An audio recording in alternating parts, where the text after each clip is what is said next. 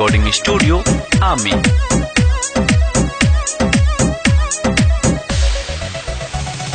जहिया से भइल लहरक तोहर बारी हो, भइल जाने मारी बड़ी बेजोर बारी हो।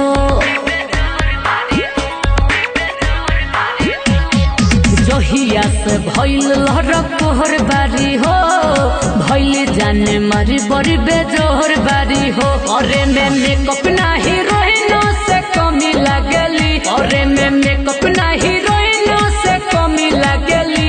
मुस्कानवा के मम्मी बड़ा यमी लगली, मुस्कानवा के मम्मी बड़ा यमी लगली।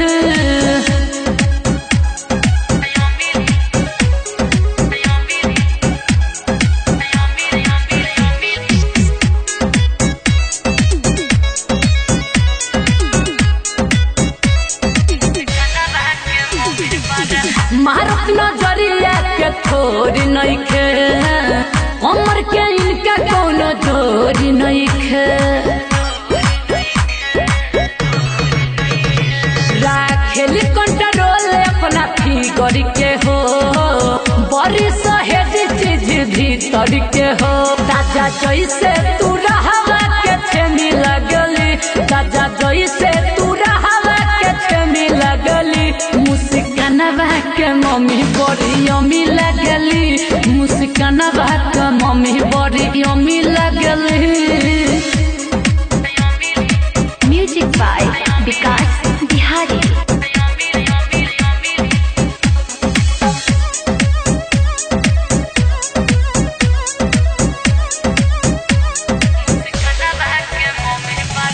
पक्के जवानी रखेली मेंटेन, एक बेर से देखी कहे देखे परी फैन।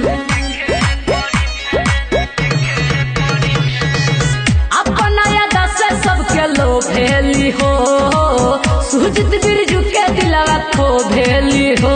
कैसी लगे इनके में जाई रोमी लगली, मन तो लगे इनके में जाई रोमी लगली। मुस्कानवा के मम्मी बड़ा यमी लगली, मुस्कानवा के मम्मी बड़ा यमी लगली। माँ अम्बे रिकॉर्डिंग स्टूडियो आमी।